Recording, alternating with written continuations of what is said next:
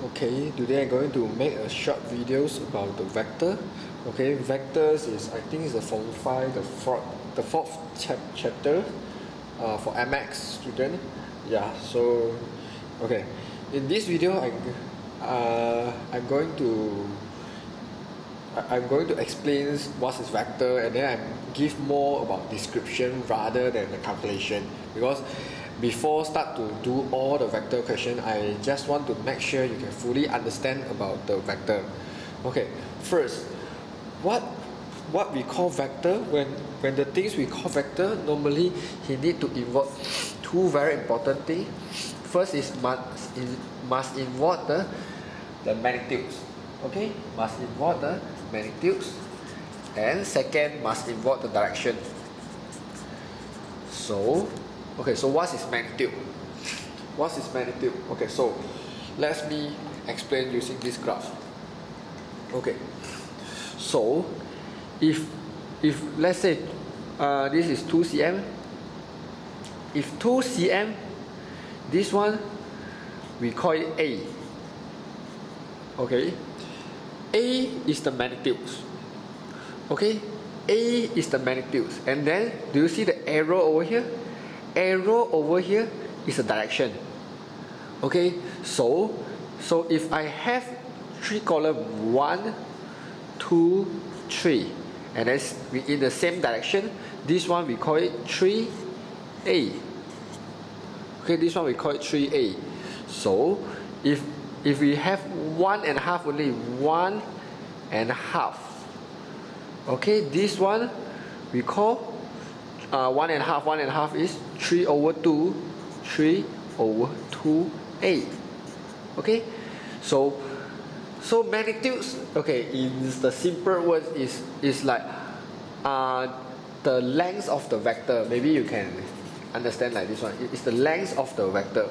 Okay, so if the 2 cm is A, then 3A will be triple of the 2 cm. You got 6 cm over here, or you can say 3 big column.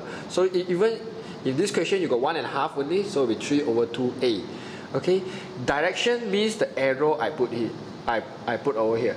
Okay, direction also play very important role in vector, is because whenever involve direction, you will see something like parallel. You will see something related to parallel. What is the meaning of parallel? Mean actually, you got two vectors, they will have the same direction. That one we call it parallel. Okay, but then in vector chapter, one thing you must be careful is, even let's say I call this one line AB or line CD. Okay, AB is parallel to CD. Okay, this one is very obvious because both of them have the same direction. Assume they have the same direction. Okay, but then not necessarily both of them will have the same magnitudes. Maybe this one in this direction is B, then this one is double, the length is double of AB, what? So will be 2B. But then they are still parallel, because parallel is not necessarily have the same magnitudes. Okay, this one you must be careful, and you must understand it very carefully. So yes, so besides that, on this chapter, you must also be careful the direction, which they will involve something they call it negative. They call it negative. Okay. Okay, when negative involved, what is the meaning for negative? If you got, okay, if this one is B, so he tell you negative B just mean that he will go opposite direction. Okay, but then it's the same gradient, just opposite direction. So this is the meaning by negative. So maybe you got negative B. Oh no. So maybe you got something like negative AB. Okay? Because this one Okay, this is the real form we will write for the vector. Normally, we will write from one end to the other end, we will write A to B. And then the arrow on the top is stand for the direction. So, okay, so assume this one and this one is the same magnitude, mean the same length, but then you got the negative. So negative AB actually will mean BA. Do you see actually from for this vector is B to A what? You can see the arrow, you already know this is B to A. So we can know that negative AB going this way is same with BA going this direction. Okay, okay, this is the meaning of negative. And then what anything else is very important on these chapters is okay. And then another things is considered quite important is about collinear. Okay, okay. Now we go to something we call collinear. Okay, what is the meanings of collinear? Collinear means actually, let's say you got point A, B, and C. All of them are on the same straight line, or you can say ABC is on the same vector. This one is means collinear. Okay, this one means collinear. So when you see something like collinear, okay, you must very be careful of the ratio between AB and BC. Okay, okay, because for the collinear they will have some sort like formula. AB will equal to lambda, maybe BC or AC, can be anything. Okay, and then you might find this formula very strong. Maybe you are not familiar with this formula. This one we call it lambda. This one is just means by their ratio. Okay, let's say I give the ratio for this straight line. This is ratio 2. This is ratio 3. Okay, so what will be the lambda over here? Okay, the lambda over here will be 2 over 3. Why I know it will be 2 over 3? Let me show you. If lambda over here is 2 over 3 BC. Okay, let's assume that they're in the same direction. Okay, then only this one we call vector. Okay, yeah. So if I move the BC over this side, I will got AB divided by BC will equal to 2 over 3. Then from here we can write out the ratio what? So AB ratio BC AB will equal to 2. 2 BC will equal to 3. Ratio 3. Do you see that? AB equal ratio is 2. BC ratio is 3. So this is the meaning by lambda. So lambda can be any number. So if let's say AB and BC have the same magnitudes, mean both of them is same length, then the lambda will become 1, because AB will same length with BC. So this is the way to solve. Okay, I can tell you this one is a very important method to solve most of the collinear or parallel case in the vector. Okay, even they will give you they are parallel, then you can use this formula to solve it also in the future. Okay, okay, and then what else in this chapter? Yeah, and then you will go plus, minus, multiple. Okay, but then you do not have divide. Okay, so for example, actually we can write our vector into the bracket, or they will call it column. Okay, so let's say I will have the vector AB will equal to 3A minus 2B. Okay, if I write in the column form, I can write 3 and -2. Okay, this one, but then you have to know 3 is for A and -2 is for B. Okay, but then this way in SPM mathematics is more focused on what they call Cartesian plan, which is they will use I and J's to represent. They will write something like AB will equal to, let's say, 3I plus 7J. Let's say you got 3I plus 7J. Okay, so what is the meaning by 3I and 7J? Okay, you just understand this one like I is on the x-axis and J is on the y-axis. So actually they will have something like this. Okay, you imagine this is I and over here is J. So 3I plus 7J means what? 3I means actually move on the x-axis 3 column and move on the y-axis 7 column go up. So actually this one, okay, so this one I can write like 3, 7. Do you learn about translation in the transformation chapter? 3 over here will means what? 3, 1, 2, 3 over here. And then 7 will mean go up 1, 2, 3, 4, 5, 6, 7. Then you connect this one. This is A, B. Which is you will see 3 over here, 7 over here. Okay, this is the vector means if you got, let's say you got CD equal to -2 and -3. Okay, what is the meaning? -2 and -3.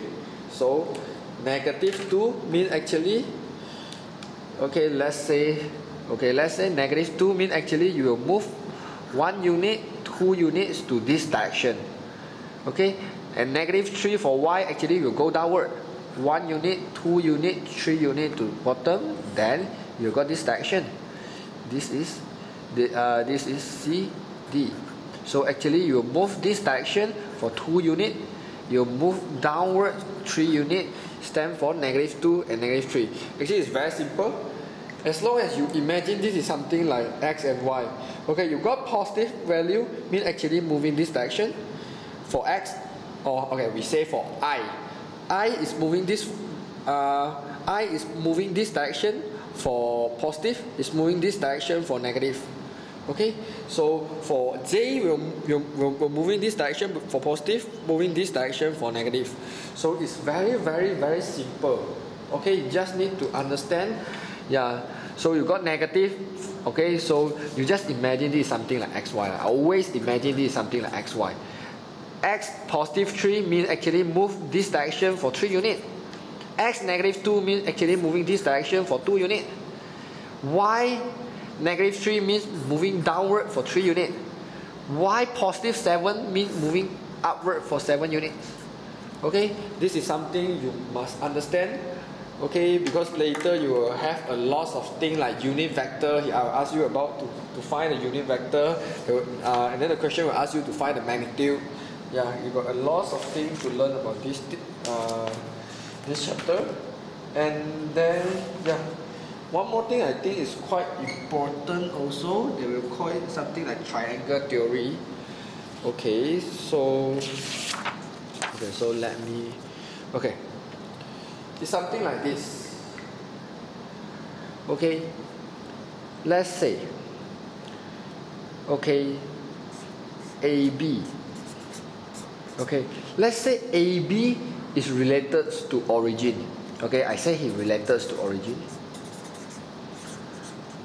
Okay, in this chapter you must understand origin mean actually O over here we call it origin. Okay, so let me simply draw a AB over here. Let's say I will got AB in this direction. Okay, this is A, B. Okay, whenever the vectors AB related to origin, you must know actually they can form a triangle from O. You can see actually I can form a triangle from O to A and then from O to B. Okay, so yes. So in order to get the AB, so you must know about the directions very carefully. Okay, you must know the direction very carefully, which is you will got something like AO plus OB equal to AB. Okay, I just write out for you to understand better. AB will equal to AO plus OB. Why I know about this one? This one is, okay, this one you must understand. Okay, you imagine the O and O on the middle, you can simplify. After you simplify, you will get AB, correct or not? Correct or not? So after you simplify the O on the middle, actually you can get AB. Okay, this one is from the words. So you not necessarily is O1. If let's say you got 3 coordinates over here, you got 3 not to say, okay, you got 3 coordinates. Let's say you got A, B, and C. Okay, this one is not relative to the origin. So, okay, so I ask you to find the vector for BC. Okay, because you only have 3 coordinates over here, so I know I will got B something plus something C. So obviously, the something I mentioned over here is A. Because A and A we can simplify, we will got C. So BC will equal to BA plus AC. Then you can draw it out. Okay, then you can draw it out. Okay, maybe I draw a small one over here. Okay, maybe I draw a small one over here. And then I just label it A, B, and C. So you can see from this small triangle, which you want to find BC. Okay, BC, okay. This is the starting point, this is the ending point. So normally, okay, you imagine you are traveling to A, and then you at the end you must go back to C, what? Because C is the ending point. So B is the starting point, correct or not? So I travel from B to A, and then at the end I have to go back to C, A to C. So this is called BA plus AC. Do you see? BC will equal to BA plus AC. Same thing over here. Same thing over here. AB, okay. This is your journey AB. So this is the starting point because the arrow from this direction, what? When arrow from this direction, I know this one is the starting point. This one is the ending point. So starting point means you travel from A to O, and then you have to go back O to B. This is the way you should always draw your triangle. And then this one they call it triangle addition. What?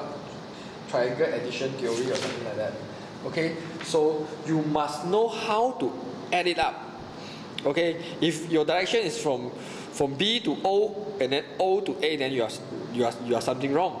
So you have both way. You got 2 ways to show something like this. One is you using a triangle.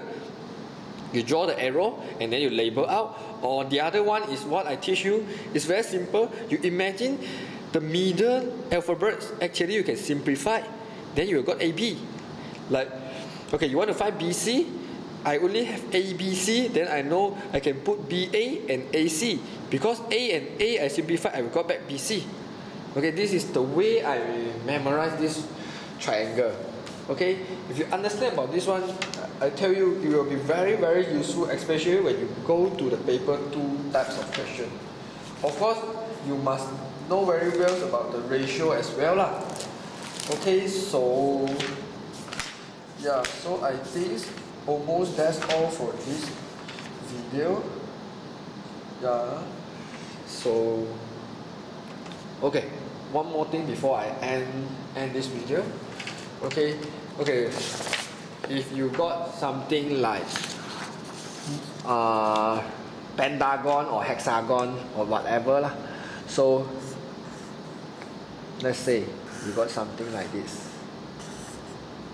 Okay, label A, B, C, D, E, and F. Okay, now I want to, okay, simply choose one. I want to get CD. Okay. Of course, if you know about the magnitudes or the directions on the middle line, then maybe you can use the what they call it diagonal to solve it. However, here we are not talking about diagonal. We are talking, if he asks you to find C to D, then you have to remember my theory, travel theory, which is, okay, C, this is starting point, D is the ending point. CD what? Starting point, ending point, because of the arrow. CD. Okay? Then I must start travel from C to B, and then when I reach B, because I must, at the end I must stop at D, because D is the ending point. And then I have to travel from B to A, and then when I reach A, I continue travel A to F, and then when I reach F, continue travel F to E, and I reach E, continue travel E to D. Then you will come out a very useful vector, which is CD is equal to CB plus BA. Okay, CB plus BA plus AF plus FE plus FE, and then plus ED. Okay, so this is the way to do the plus. Okay, the addition is very important in the vector. The subtraction is not that important if compared to the addition.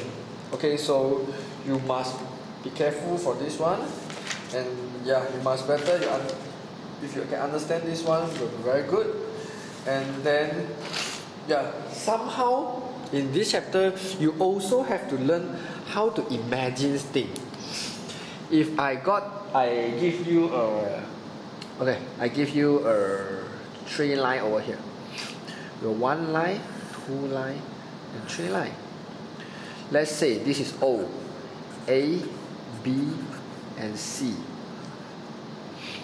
Okay, so yes, so okay, so if I want you to find OB over here, okay, I want you to find OB, then you must imagine, okay, this one because I draw not really nice, okay, never mind, let me draw one more time, because I just do want, use graph paper will be best. The graph paper will hard to have arrow. Okay, so if let's say we start from O, okay, let's say this is O, okay, yes, then we got 1, 2, 3 also, okay, then we will have okay, one is here to here, okay, so now this is O, A, B, and C. Okay, so now if I ask you to find about OB, in these cases you need to be able to imagine this line by yourself. Do you see actually OA is parallel to BC? And then do you see actually OC is parallel to AB? So these 2 lines, if not given, you need to imagine out by yourself. Then it will be very easy for you to solve. Okay, if you want to get OB, means direction going this way. So this is starting point, this is ending point. So you can have few choice. You can have OC plus CB, OC plus CB, OC plus CB, then you can get AB. What? This is the starting point, ending point. What? So if I O travel to C, I have to travel to B to make sure I end it. Or you can use my method which simplified the middle same alphabet. C and C I simplify, I will got O and B, OB. Or you can go upwards. OB can be OA plus AB, OA plus AB. Do you see? If you simplify the A on the middle, you still get back the OB. And then if you use the travel theory, this starting point, ending point, so starting O travel to A, and then A travel to B. So OB will equal to OA plus AB. Okay?